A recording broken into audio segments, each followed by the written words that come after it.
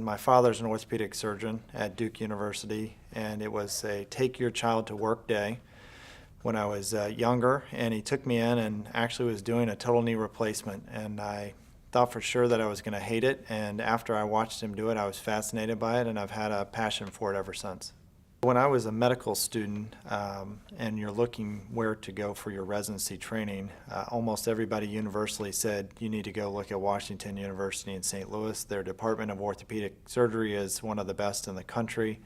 I had the fortunate opportunity to come here. I interviewed and fell in love with it. I love St. Louis, and every year that I've been here over the last 12 years, it's gotten easier to live. I feel like this is my home now. The university has an excellent reputation. You're surrounded by the best and brightest in all of the country. And it really has afforded me the opportunity to take care of patients and really impact the outcome of those patients. The unique or novel part of my practice is the young, active patient. My goal is to really get patients back to a healthy lifestyle, get them back to return to work as soon as possible and return to sport. And that really encompasses anything related to the hip and knee. The ones that may be seen elsewhere and told that they need to wait for many more years before they can have a total joint replacement, or even patients who don't have full arthritis yet, but we can intervene early with some novel surgical techniques that we've perfected here at the university that can allow us to intervene early and maybe slow down the process to avoid them needing to have a hip replacement in the future.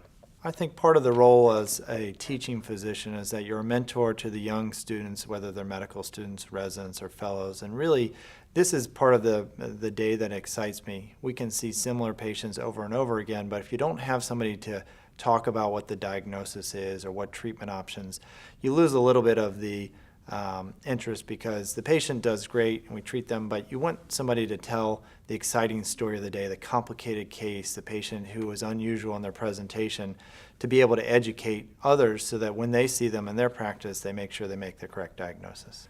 I would say it's common for a patient to come to see me for a second opinion. They'll come in with x-rays and reports from another provider, and I think part of understanding is that they may not have had the best communication with the other provider, and that taking the time to answer all of their questions, make sure that when they walk out the door, they know what's going on, they know what options they have, and they know where we're going to move forward from that standpoint. And keeping that door open for communication allows them to feel comfortable with me as well as with my staff and with the hospital. I think we try to provide them with educational information so that they can go home and read it on their own pace to make sure that they understand what's been said in the clinical setting so that they can make the best decision moving forward.